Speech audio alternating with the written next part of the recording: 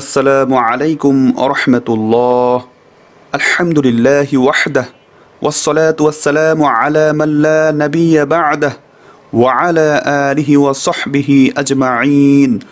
আম্মা বা'দ, فأعوذ بالله من الشيطان الرجيم. بسم الله الرحمن الرحيم. رب اشرح لي صدري ويسر لي أمري واحلل عقدة من লিসানি ইয়াফকাহু কওলি। সম্মানিত দর্শক মণ্ডলী, আলহামদুলিল্লাহ, ইতিপূর্বেই আমরা আমাদের চ্যানেলটিতে বেশ কিছু ভিডিও প্রকাশ করেছি, যে ভিডিওগুলিতে সকাল সন্ধ্যায় আমল করার জন্য অত্যন্ত গুরুত্বপূর্ণ কিছু দোয়া নিয়ে আমরা কথা বলেছিলাম। আর আজকে সকাল সন্ধ্যায় আমল করার জন্য আরও একটি অত্যন্ত গুরুত্বপূর্ণ দোয়া নিয়ে আমরা উপস্থিত হয়েছি। আজকের দোয়াটির আমরা নামকরণ করেছি কবরের আযাব থেকে মুক্তিলাভের আমল। যদিও আমরা এই দোয়াটির নামকরণ করেছি কবরের আযাব থেকে মুক্তিলাভের আমল, কিন্তু এই দোয়াটিতে কবরের আযাব থেকে আল্লাহর কাছে আশ্রয় চাওয়ার পাশাপাশি আরও গুরুত্বপূর্ণ কিছু বিষয় থেকে আল্লাহর কাছে আশ্রয় চাওয়া হয়েছে। সে বিষয়গুলো কি, সেগুলো আমরা দোয়া থেকে দেখে নিব। যাই হোক, আজকের এই ভিডিওটি থেকে শুধুমাত্র আমরা এই দোয়াটিই শিক্ষালাভ করব না, বরং এই দোয়াটির আলোকে আরও অনেক গুরুত্বপূর্ণ কিছু বিষয় শিক্ষালাভ করব, যেগুলি আমাদেরকে পবিত্র কোরআন বুঝতে সহায়ক ভূমিকা পালন করবে ইনশা আল্লাহ তাআলা।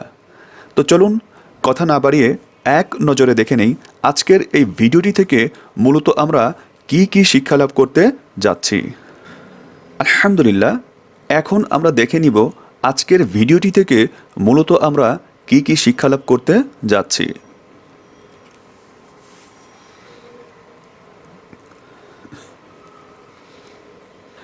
আলহামদুলিল্লাহ, তার মানে আমরা দেখতে পাচ্ছি আজকের ভিডিওটি থেকে আমরা এই দোয়াটির পাশাপাশি আরও অনেক গুরুত্বপূর্ণ কিছু বিষয় শিক্ষালাভ করব। যাই হোক, প্রথম যে বিষয়টি আমরা শিক্ষালাভ করব সেটি হচ্ছে সকাল সন্ধ্যায় পড়ার জন্য অত্যন্ত গুরুত্বপূর্ণ একটি দোয়া। মূলত এটাই আজকের মেইন টপিক, আর এটাকে বেজ করেই বাকি যে বিষয়গুলো রয়েছে সেগুলো ইনশাআল্লাহ তাআলা আমরা শিখে নিব। এর পরের যে বিষয়টি আমরা শিক্ষালাভ করব সেটি হচ্ছে দোয়াটির শাব্দিক অর্থসহ বিস্তারিত ব্যাখ্যা। অর্থাৎ এখানে আমরা যে দোয়াটি শিক্ষালাভ করব সেই দোয়াটির প্রত্যেকটি শব্দের অর্থ নিয়ে আমরা বিস্তারিত আলোচনা করব। এর পরবর্তীতে যে বিষয়টি আমরা শিক্ষালাভ করব সেটি হচ্ছে দোয়াটির আলোকে বেসিক অ্যারাবিক গ্রামার। যেহেতু এটি একটি আরবি দোয়া, সুতরাং এখানে অ্যারাবিক গ্রামার থাকবে, এটাই স্বাভাবিক। আর আমরা এখানে শুধুমাত্র বেসিক অ্যারাবিক গ্রামারগুলো নিয়ে কথা বলবো, বিস্তারিত গ্রামার নিয়ে এখানে কথা বলবো না। আর বিস্তারিত গ্রামার যেটা, সেটা আমরা আল কোরআনের ভাষা শিক্ষা কোর্স যখন শুরু করব তখন ইনশাআল্লাহ তাআলা সেখানে বিস্তারিত আলোচনা করব। যাই হোক, এরপরে আমরা যে বিষয়টি শিক্ষালাভ করব সেটা হচ্ছে দোয়াটির আমলের পদ্ধতি। অর্থাৎ আমরা শুধুমাত্র দোয়াটি শিক্ষালাভ করলাম, কিন্তু সেটা কি করে আমল করব, কিভাবে আমল করব সেটা আমরা জানলাম না, তাহলে কিন্তু আমাদের জানার মধ্যে পরিপূর্ণতা আসলো না। এজন্য আমরা এই দোয়াটি শিখার পাশাপাশি দোয়াটি কিভাবে আমল করতে হবে সে বিষয়টি নিয়েও কথা বলবো। এর পরবর্তীতে যে বিষয়টি আমরা শিক্ষালাভ করব সেটি হচ্ছে নিয়মিত আমলের গুরুত্ব। অর্থাৎ আমল যেটাই হোক না কেন সেটা নিয়মিত করার একটা বিশেষ গুরুত্ব রয়েছে। সেই গুরুত্বটি কি সেটা আমরা হাদিসের আলোকে ইনশাআল্লাহ তাআলা জেনে নিব। তো এই ছিল আজকের ভিডিওর বিষয়বস্তু। এখন আমরা দোয়াটি শিক্ষা করার জন্য সরাসরি দোয়াটির দিকে চলে যাব। তো চলুন আজকের দোয়াটি দেখে নেই। আলহামদুলিল্লাহ, এটাই হচ্ছে সেই উল্লেখিত দোয়া যে দোয়াটির ব্যাপারে আমরা ভিডিওর শুরুতে বলেছিলাম। দোয়াটি দেখে অনেক বড় মনে হতে পারে, কিন্তু দোয়াটি আসলে বড় নয়, কারণ আমরা এখানে ফন্ট অনেক বড় করে লিখেছি, এর জন্য বড় মনে হতে পারে। আরেকটা বিষয় বলে রাখি, দোয়াটির মধ্যে একই কথা বারবার রিপিট হয়েছে, সুতরাং দোয়াটি শিক্ষা করা অনেক সহজ হয়ে যাবে ইনশাআল্লাহ তাআলা। আরেকটা বিষয় হচ্ছে দোয়াটি শিখার সুবিধার জন্য আমরা দোয়াটিকে দুটি ভাগে ভাগ করেছি। একটা হচ্ছে প্রথম থেকে নিয়ে এই পর্যন্ত, অর্থাৎ এখান থেকে এই পর্যন্ত একটা ভাগ করেছি, আর এখান থেকে নিয়ে এই পর্যন্ত আর একটি ভাগ করেছি। তো চলুন আমরা প্রথম অংশ নিয়ে বিস্তারিত আলোচনা করি। আলহামদুলিল্লাহ, এটা হচ্ছে দোয়াটির প্রথম অংশ। প্রথম অংশের প্রথম শব্দটি হচ্ছে আল্লাহুম্মা। এই শব্দটি নিয়ে ইতিমধ্যেই অনেকবার আলোচনা করেছি। এই শব্দটির অর্থ হচ্ছে হে আল্লাহ।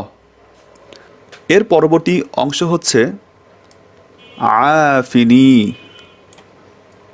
এখানে মূলত দুটি শব্দ রয়েছে, একটি হচ্ছে আফি এবং অন্যটি হচ্ছে নি।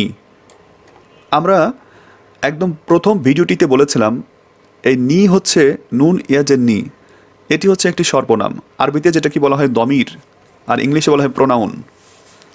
এই নি যখন কোনো নামবাচক শব্দের সাথে যুক্ত হয় তখন এই নুনটা থাকবে না, কিন্তু যখন ভার্বের সাথে যুক্ত হবে অর্থাৎ ক্রিয়ার সাথে যুক্ত হবে তখন অতিরিক্ত এই নুন ইয়াজের নিটা চলে আসবে।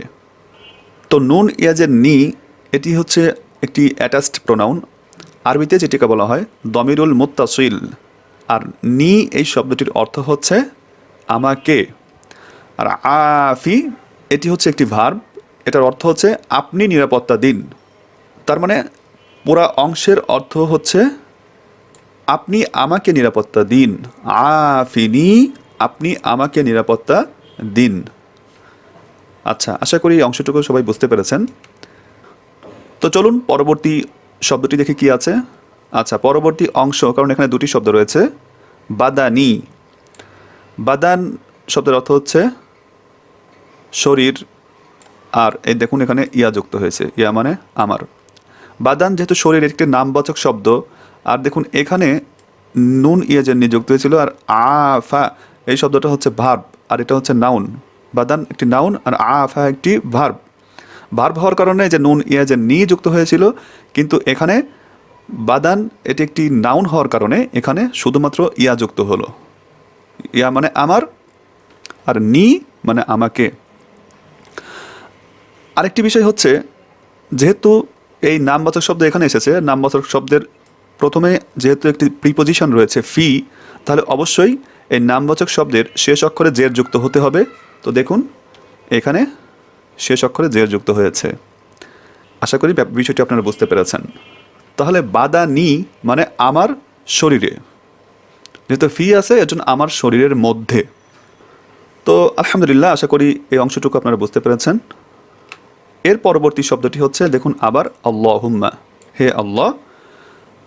দেখুন আবার এসেছে আফিনি, সেম অংশ যেখানে আমরা পড়ে আসলাম আফিনি এবং আল্লাহুম্মা একদম হুবহু মিল রয়েছে। আর এজন্যই কিন্তু বলেছিলাম দোয়াটির মধ্যে অনেক কথাই রিপিট হয়েছে। ওকে, এর পরবর্তী যে শব্দটা দেখুন সেটিও মিল পাচ্ছি আমরা, এই যে এখানে এটাও পড়ে আসলাম ফি। শুধুমাত্র এখানে নতুন একটি শব্দ আমরা পাচ্ছি, সেটি হচ্ছে সামঈ। দেখুন ইয়াটা একটু আগে বলে আসছি, এটি একটি দমির বা সর্বনাম। এখানে যে ইয়াটি পড়ে আসছে সেম, এখানেও সেম। এখানে ছিল বাদানি আর এখানে হয়ে গেল সামঈ, মানে প্যাটার্ন সেমই আছে। এখানেও যেমন প্রিপোজিশন রয়েছে, এখানেও প্রিপোজিশন ছিল, এখানেও নামবাচক শব্দ বাদান, আর এখানেও নামবাচক শব্দ সামঈ। সামউন থেকে হয়ে গেছে সামঈ, কারণ এখানে সামনে প্রিপোজিশন রয়েছে, আর প্রিপোজিশনের ক্ষমতা হচ্ছে তার পরবর্তী নামবাচক শব্দের শেষ অক্ষরে এই প্রিপোজিশনের ক্ষমতা দিয়ে জের যুক্ত করে দেয়। সামঈ শব্দের সামউন শব্দের অর্থ শ্রবণ শক্তি, তার মানে আমার শ্রবণ শক্তি তে, ফি যেহেতু রয়েছে এজন্য আমার শ্রবণ শক্তি তে। আল্লাহুম্মা, হে আল্লাহ, আফিনি আমাকে নিরাপত্তা দিন, ফি সামঈ আমার শ্রবণ শক্তিতে। তো আলহামদুলিল্লাহ, আশা করি এই অংশগুলো আপনারা বুঝতে পেরেছেন। এর পরবর্তী শব্দটি দেখি চলুন কি আছে। এর পরবর্তী শব্দটি হচ্ছে আবার দেখুন আল্লাহুম্মা। তার মানে এখানে দেখুন বারবার কিন্তু রিপিট হচ্ছে। আল্লাহুম্মাটা আমরা এখানে পড়ে আসছি, আবার এখানে এসেছে। দেখুন আবার আফিনি, তার মানে এই অংশটুকু আমরা এখানে পড়ে আসছি, আফিনি এখানেও পড়ে আসছি আফিনি। আবার দেখুন একটি প্রিপোজিশন ফি এসেছে, এইটাও তো আমরা পড়ে আসলাম, তার মানে এতটুকু কমন। ওকে, নতুন একটি শব্দ, নতুন একটি অংশ এখানে দেখতে পাচ্ছি, সেটি হচ্ছে বাসরি। সেম প্যাটার্ন, প্রথমে প্রিপোজিশন, পরে নামবাচক শব্দ, পরবর্তীতে একটি সর্বনাম। ইয়া, বাসর শব্দের অর্থ হচ্ছে দৃষ্টি বা দৃষ্টিশক্তি, আর ইয়া মানে হচ্ছে আমার। তাহলে বাসরি আমার দৃষ্টিশক্তি, আর ফি যেহেতু রয়েছে এজন্য তে বলবো, মধ্যে না বলে তে। আমার দৃষ্টিশক্তির মধ্যে বলতে পারি, বা আমার দৃষ্টিশক্তিতে। তাহলে আল্লাহুম্মা, হে আল্লাহ, আফিনি আমাকে নিরাপত্তা দিন, ফি বাসরি আমার দৃষ্টিশক্তিতে বা দৃষ্টিশক্তির মধ্যে নিরাপত্তা দিন। আশা করি এই অংশটুকুও আপনারা বুঝতে পেরেছেন। তাহলে একটি বিষয় লক্ষ্য করুন এখানে, সেটা হচ্ছে দেখুন এতটুকু অংশ প্রত্যেকটি অংশেই কমন রয়েছে। এই পর্যন্ত বিষয়গুলো কমন। তার মানে এতটুকু যদি মুখস্থ করি, আর শুধুমাত্র নতুন অংশ হচ্ছে এইটুকু, এইটুকু আর এইটুকু। বাদানি, সামঈ, বাসরি। বাদানি মানে শরীরের মধ্যে, আমার শরীরে, আর সামঈ মানে আমার শ্রবণ শক্তিতে, আর বাসরি মানে আমার দৃষ্টিশক্তিতে। প্রথমে দেহ, কান, তারপরে চোখ। ওকে, দেখুন এই অংশটুকু আমরা ইতিপূর্বেই কয়েকটি দোয়া থেকে শিখে ফেলেছি। লা মানে নেই, ইলাহা কোনো উপাস্য, ইল্লা মানে সারা, আংতা মানে তুমি বা আপনি। এই আংতা কাকে বলছে? আচ্ছা, এই আংতা আবার একটা ডিটাচড প্রোনাউন, আমরা এটাও শিখেছিলাম। তারপর এখানে আবার বলছি, আংতা মূলত একটি ডিটাচড প্রোনাউন, আরবিতে যেটিকে বলা হয় দমিরুল মুনফাসিল। আর এরকম ডিটাচড প্রোনাউন আরও রয়েছে, হুয়া, হুমা, হুম, আংতা, আংতুমা, আংতুম, আনা, নাহনু, এরকম। এই শব্দের অর্থ হচ্ছে তুমি বা আপনি। কে তুমি, কে আপনি, এটা কাকে বলা হচ্ছে, কাকে ইন্ডিকেট করা হচ্ছে? আল্লাহুম্মা, অর্থাৎ আল্লাহকে ইন্ডিকেট করা হচ্ছে, যে আপনি ছাড়া কোনো উপাস্য নেই। তো আশা করি বিষয়টি আপনারা বুঝতে পেরেছেন। তার মানে পুরো বিষয়টি কি দাঁড়াচ্ছে? আচ্ছা, পুরো বিষয়টি দাঁড়াচ্ছে আল্লাহুম্মা, হে আল্লাহ, আফিনি আমাকে নিরাপত্তা দিন, ফি মানে মধ্যে, বাদানি আমার শরীরের। পরবর্তী অংশে আমরা এই কমনটুকু রাখিনি, শুধু নতুন নতুন শব্দগুলোর কথাও এখানে উল্লেখ করেছি। সামঈ আমার শ্রবণ শক্তির মধ্যে, বাসরি এবং আমার দৃষ্টিশক্তির মধ্যে। তো আশা করি ইনশাআল্লাহ তাআলা আপনারা দোয়াটির প্রথম অংশটুকু বুঝতে পেরেছেন। তো চলুন দেখি দোয়াটির কতটুকু অংশ আমরা শিক্ষালাভ করলাম। আলহামদুলিল্লাহ, অনেকটুকুই আমরা শিখে ফেলেছি। এরপরে আমরা দ্বিতীয় অংশ, এখান থেকে এই পর্যন্ত। চলুন দেখি দ্বিতীয় অংশ নিয়ে এবার কথা বলি। আলহামদুলিল্লাহ, দ্বিতীয় অংশের প্রথম শব্দটিও আল্লাহুম্মা, অর্থাৎ হে আল্লাহ। চলুন দেখি দ্বিতীয় অংশে কি রয়েছে। দ্বিতীয় অংশে রয়েছে ইন্নী। এখানে মূলত দুটি শব্দ রয়েছে, একটি হচ্ছে ইন্না এবং আরেকটি হচ্ছে নি। এখানে তাসদিদ যুক্ত নুন, তার মানে এখানে দুটি নুন রয়েছে।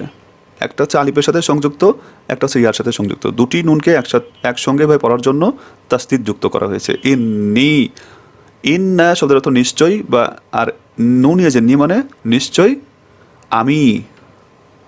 বুঝতে পেরেছেন? তাহলে নিশ্চয় আমি, ইন্নী নিশ্চয় আমি, পুরাটুকের অর্থ এরকম হবে। ওকে, এরপরে আমরা তার পরবর্তী অংশটুকু দেখি কি আছে। পরবর্তী অংশটুকু আছে আউযু। এই শব্দটাও আমরা ইতিমধ্যেই পড়ে এসেছি, তারপরে বলে দিচ্ছি। আউযু শব্দটির অর্থ হচ্ছে আমি আশ্রয় চাই, বা আমি আশ্রয় প্রার্থনা করছি। এর পরবর্তী অংশটুকু হচ্ছে বিকা। বিকা মানে হচ্ছে আপনার কাছে। এখানে বি একটি প্রিপোজিশন, আর কা হচ্ছে একটি অ্যাটাচড প্রোনাউন। আর কা শব্দের অর্থ হচ্ছে আপনার বা তোমার। বিকা তোমার কাছে। ওকে, এর পরবর্তী শব্দটি হচ্ছে মিন। মিন এটাও একটি প্রিপোজিশন। তাহলে আমরা আরও একটি প্রিপোজিশন এখানে পেয়ে গেলাম, সেটি হচ্ছে মিন। মিন শব্দের অর্থ হচ্ছে হতে বা থেকে। মিন এখানে যেহেতু কেন মিনা হয়ে গেল মিন, কারণ মিনের পরে যদি কোনো শব্দের আলিফলাম যুক্ত থাকে, তাহলে এই মিনকে জজম দিয়ে না পড়ে মিনকে নুনের উপরে জবর দিয়ে পড়তে হবে। মিন হয়ে গেল মিনাল।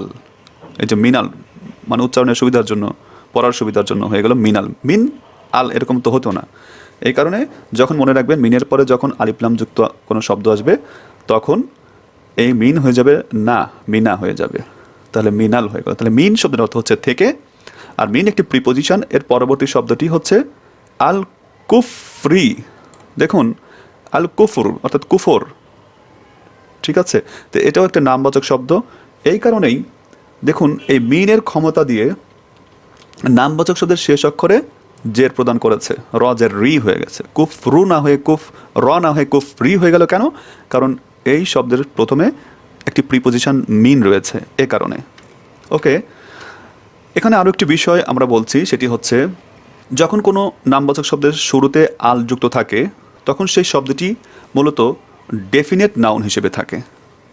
ডেফিনেট নাউনের বেশ কিছু বৈশিষ্ট্য রয়েছে, তার মধ্যে এটি একটি বৈশিষ্ট্য যে শব্দের শুরুতে আল যুক্ত হওয়া। তো এটা হলে কি হয় মনে রাখবেন, যত শব্দই আছে আরবিতে, যে শব্দের শুরুতে আল যুক্ত আছে সেই শব্দের শেষ অক্ষরে সবসময় হরকত যুক্ত হবে। অর্থাৎ হয় একটা জবর যুক্ত হবে, না হয় একটা জের যুক্ত হবে, না হয় একটা পেশ যুক্ত হবে। কখনোই দুই জবর দুই জের দুই পেশ অর্থাৎ তানউইন যুক্ত হবে না। আর এটাকে ইংলিশে ডেফিনেট নাউন বলা হয়, আর আরবিতে যেটাকে বলা হয় আসমাউল মাআরিফা। আর যদি এখানে আল যুক্ত না থাকতো তাহলে কি হতো? যদি এই আলটা না থাকতো তাহলে এখানে হতো কুফ রিন বা কুফ রন বা কুফ রুন, অর্থাৎ তখন আবার তানউইন বা দুই জবর দুই জের দুই পেশ যে কোনো একটি যুক্ত থাকতো। আর তখন ওই শব্দটা হতো ইনডিফিনেট নাউন, বা যেটাকে আরবিতে বলা হয় আসমাউন নাকিরা। ওকে, তাহলে মিনাল কুফরি অর্থাৎ কুফর থেকে। পরবর্তী অংশটি হচ্ছে ওয়াল ফাকরি। এখানেও সেম, জাস্ট এটাকে ফলো করেছে এটা। এর জন্য এখানে ওয়া মানে হচ্ছে এবং, আর আল যুক্ত আছে ফাক রি, মিনকে ফলো করেছে, এর জন্য এখানেও জের হয়ে গেছে। তাহলে মিনাল ফাকরি এরকম আর কি। ফাকরুন শব্দের অর্থ হচ্ছে দারিদ্রতা। এই শব্দের আলোচনা আর এই শব্দের আলোচনা একদমই সেম। আগে যা বললাম এখানেও হুবহু ঘটনা ঘটেছে, শুধুমাত্র অতিরিক্ত একটি ওয়া জবর ওয়া অর্থাৎ এবং যুক্ত হয়েছে। ওয়া মানে এবং। তো আলহামদুলিল্লাহ, আশা করি এতটুকু অংশ আপনারা বুঝতে পেরেছেন। তার মানে এখানে কি দাঁড়াচ্ছে? আল্লাহুম্মা, হে আল্লাহ, ইন্নি নিশ্চয়ই আমি, আউযু বিকা আপনার কাছে আশ্রয় চাই, মিনাল কুফরি কুফর থেকে, ওয়াল ফাকরি এবং দারিদ্রতা থেকে। ওকে, চলুন এবার পরবর্তী অংশে চলে যাই। পরবর্তী অংশে হচ্ছে ওয়া আউযু বিকা। এটুকু তো সেম, আমরা একটু আগেই পড়ে আসছি। আউযু বিকা শুধুমাত্র ওয়া যুক্ত হয়েছে, ওয়া মানে এবং। এর পরবর্তী শব্দটা হচ্ছে মিন। দেখুন মিনটাও আমরা পড়ে আসছি, মিন মানে থেকে, এবং এটি একটি প্রিপোজিশন আমরা জানি। আযাবিল কবরি। দেখুন এখানে আযাবি কেন হলো? কারণ এখানে মিন আছে। আযাব মানে শাস্তি, তাহলে আযাবি মানে শাস্তি থেকে, আযাবিল কবরি কবরের শাস্তি থেকে। এখন এখানে একটা জিনিস লক্ষ্য করুন, এই আযাবি একটা জের আছে, দুই জের নেই।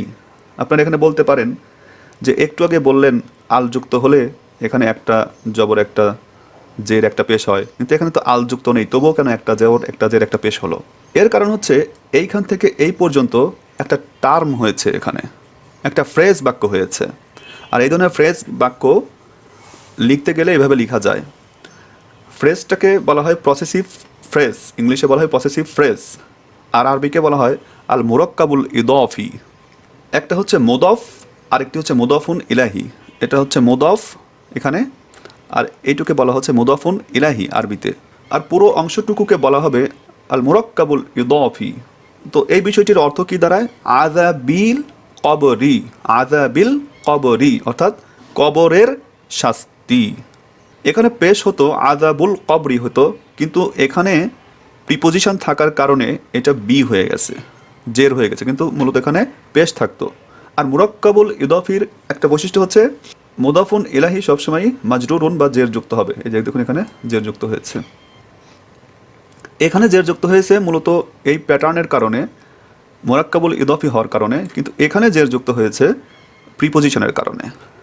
যাই হোক, এই বিষয়গুলো নিয়ে এখন এত বিস্তারিত জানা দরকার নেই। এই বিষয়টি ইনশাআল্লাহ তাআলা আমরা আল কোরআনের ভাষা শিক্ষা কোর্স যখন শুরু করব তখন বিস্তারিত আলোচনা করব। সুতরাং এখন টেনশন করা দরকার নেই, সেখানে ইনশাআল্লাহ তাআলা আরও সুস্পষ্টভাবে বোঝা যাবে। ওকে, তবে এখানে বোঝার জন্য আরও কয়েকটা বাক্য আমি বলছি, আরও কয়েকটি এইরকম মুরাক্কাবুল ইদফি বা পসেসিভ ফ্রেজ, আর বাংলা যেটাকে বলা হয় সম্বন্ধসূচক বাক্য, বা সম্বন্ধসূচক শব্দগুচ্ছ, যেমন রয়েছে নারুল্লাহি, আল্লাহর নার বা আগুন, রসুলুল্লাহি, আল্লাহর রসুল, কিতাবুল্লাহি, আল্লাহর কিতাব, নাকাতুল্লাহি, আল্লাহর উটনি, এরকম।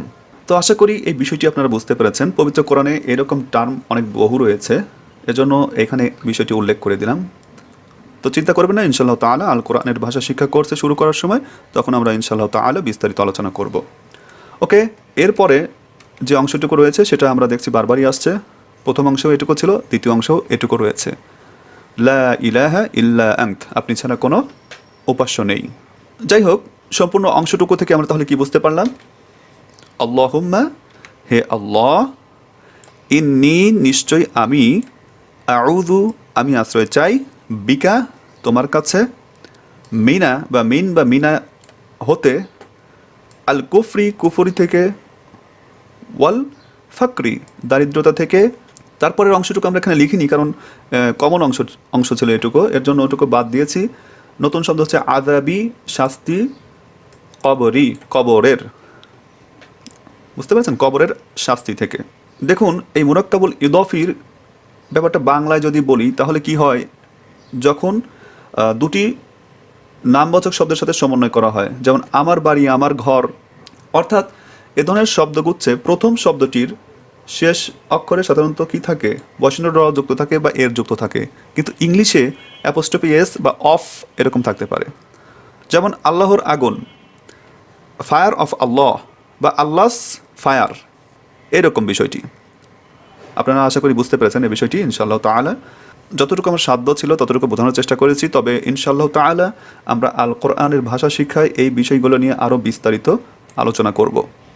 যাই হোক, চলুন দেখি দোয়াটি কতটুকু শিখলাম। আলহামদুলিল্লাহ, আমরা দোয়াটি পরিপূর্ণ শেষ করে ফেলেছি। তো পুরো বিষয়টি চলুন আমরা প্রথম থেকে নিয়ে শেষ পর্যন্ত আরেকবার বোঝার চেষ্টা করি কি বলা হচ্ছে এখানে। আল্লাহুম্মা, হে আল্লাহ, আফিনি ফি বাদানি, হে আল্লাহ, আমার শরীরে আপনি নিরাপত্তা দান করুন।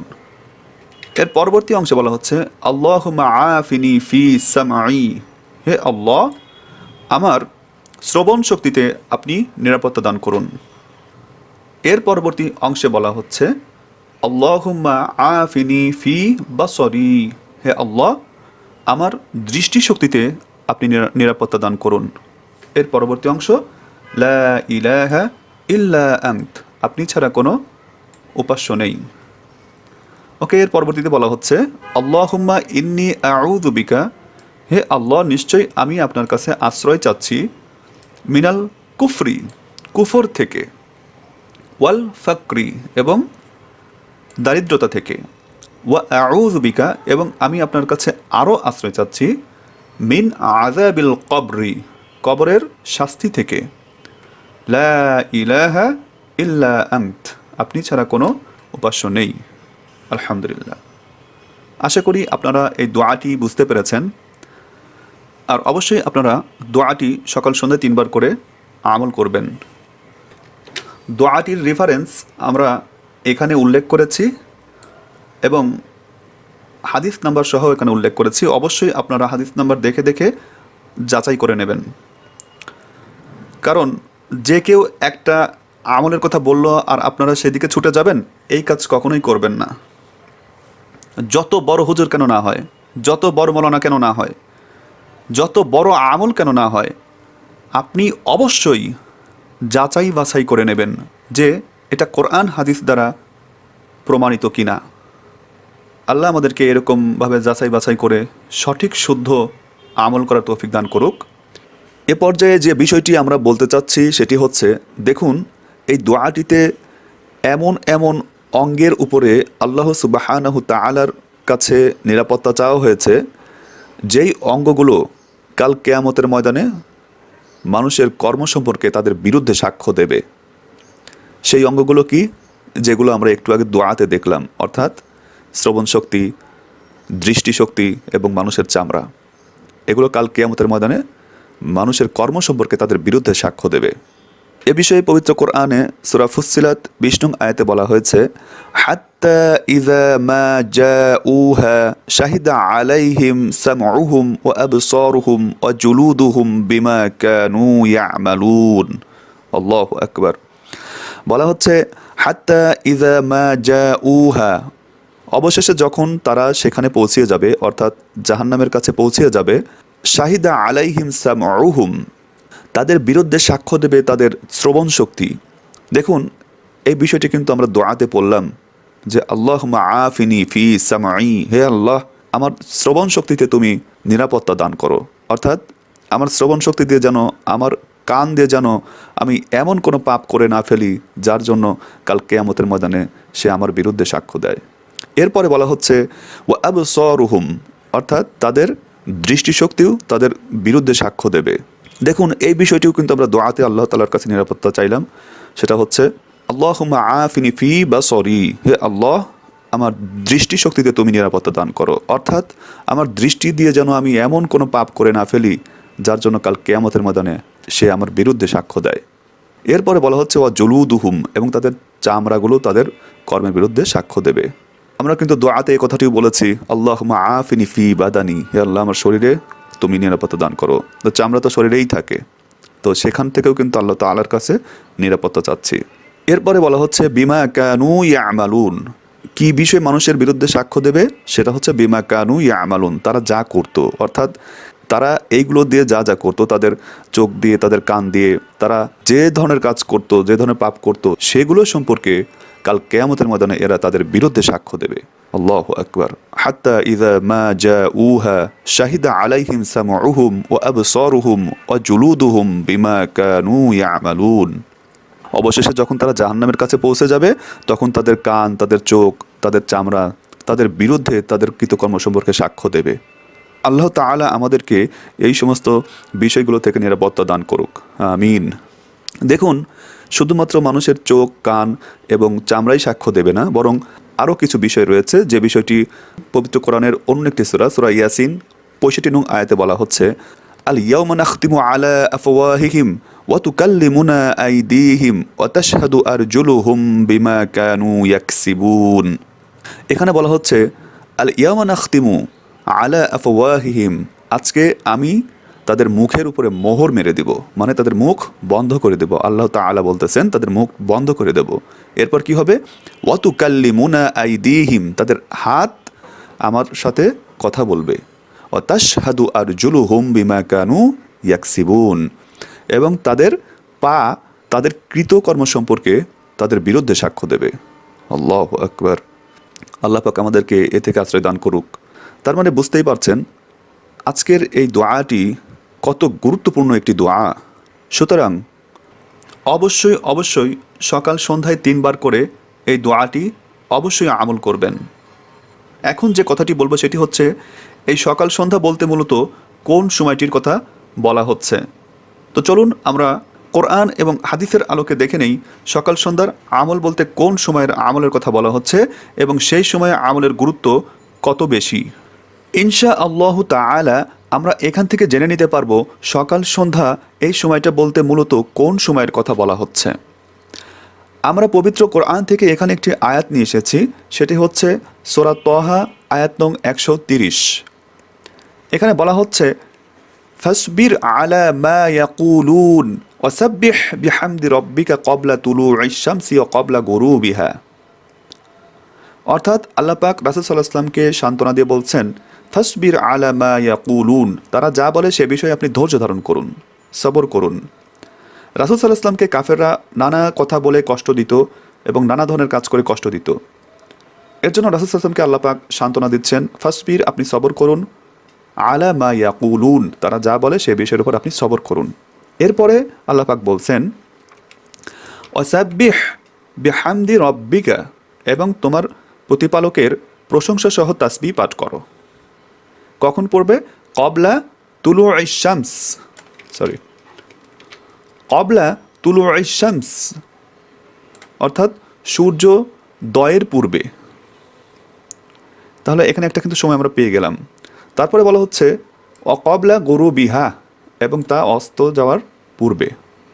তো দুটো সময় আমরা পেয়ে গেলাম, একটা হচ্ছে ক্বাবলা তুলুইশ শামসি, সূর্যোদয়ের পূর্বে, অকবলা গুরুবিহা, এবং তা অস্ত যাওয়ার পূর্বে।